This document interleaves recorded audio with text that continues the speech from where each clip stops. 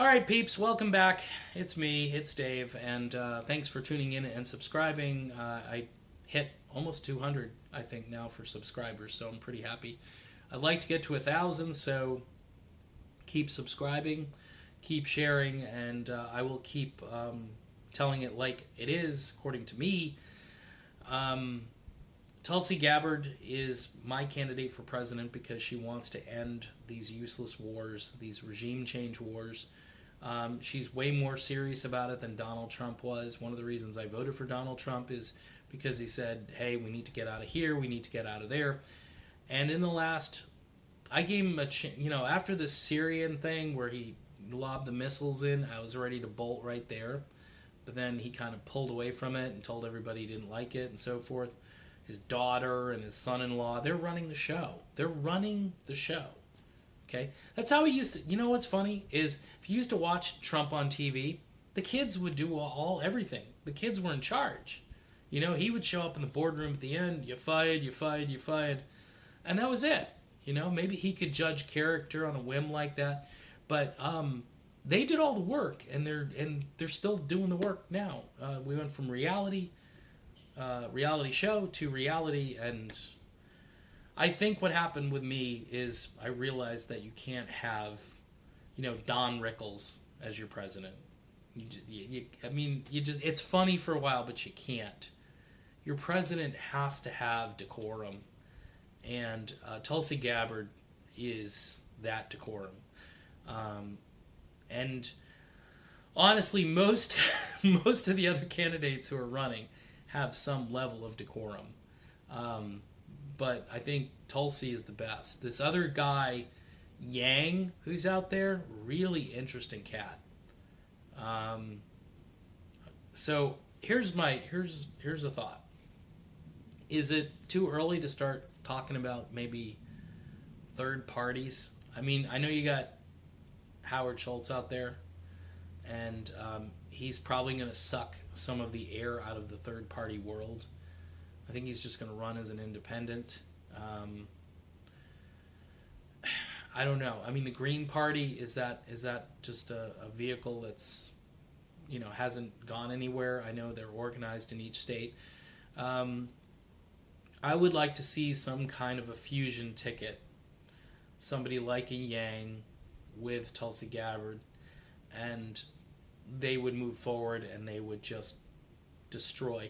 I've heard a lot of Trump people are going over, because a lot of the Trump people are they thought they were going to get some sort of innovative business thing or some new ideas out of Trump, but all Trump did was cut taxes, and he did what Reagan did, but the economy is changing too quickly with all the new technology and everything, and AI, which is going to take over the world pretty much, and industries are basically going to shut down, and we're not going to be ready.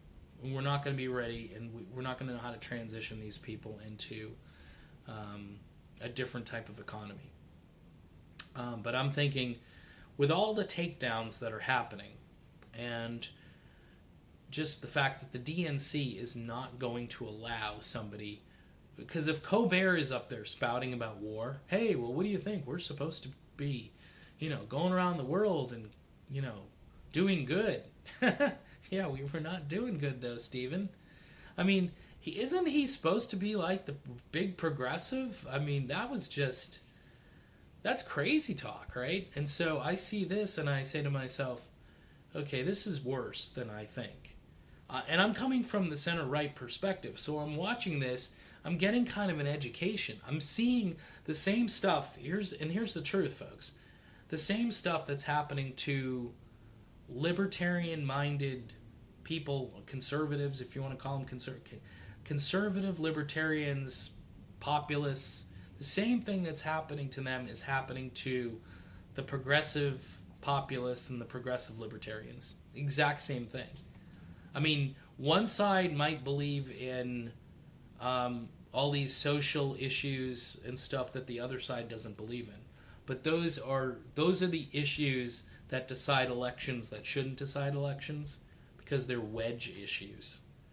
And they're not typically they're not life or death issues. Like, maybe abortion is kind of a life or death issue, but other than that, they're typically not life or death issues.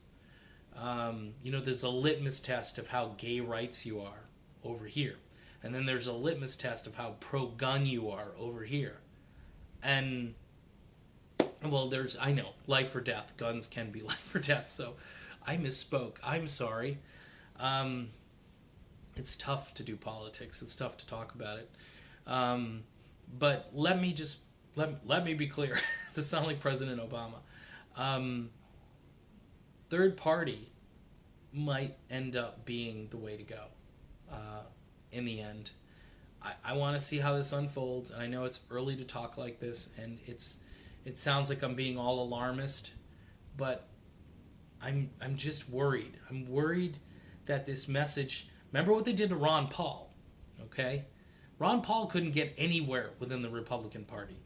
And he was, pro-life, and he was all of these things, pro-Second Amendment, blah, blah, blah, blah. Anti-war. What? You're anti-war? No. We gotta go to war. It's just wild. It's wild to see this happening because somebody doesn't want people to die. Our own soldiers, should they go fight these wars? They're volunteering for their country. And we're all like, yeah, let's send them. I would feel, as Commander-in-Chief, I'd want assurances. And that's why Tulsi Gabbard makes this statement where she says, I don't think these people are up at night thinking about this. They must have no conscience, right? To send these people into war, they must have no conscience. They must just sit there and go, we got to protect the oil. Let's send them. Really? Really? We got to take this dictator out because we want democracy to spread all over the world.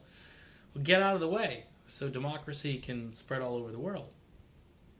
Don't install your own people because that's not democracy. You know what I'm saying? You installing a dictator is not democracy. What are you talking about? So, and that's why Omar was right, because Omar was saying, why are we supporting a foreign country, being Israel, all right? Because Israel is the Holy Grail, and you can't, it's like the third rail of foreign policy. Zzz, you just ran over Israel. You're electrocuted. How do you feel? And I know she's Muslim, and the first thing that comes to mind is the Muslims and the Jews, and they're going to fight, and this and that. But she... honestly, whether she meant to do that or not, she ends up being correct. So it doesn't matter how she gets there. And by the way, Tulsi Gabbard supported that. And she said that. This was a deeper thing. She was trying to be subtle at the CNN debate or town hall, but she was basically saying it's a deeper issue. And I agreed with her. And here I am from center right, where every right-wing commentator out there, Glenn Beck, who is out of his mind and probably one of the worst people on planet Earth. He just is. Because he's a charlatan.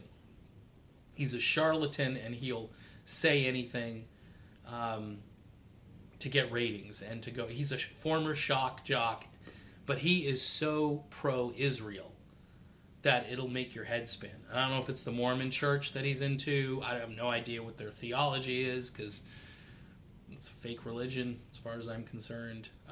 Sorry. Maybe it's not a fake religion. I don't want to offend Mormons.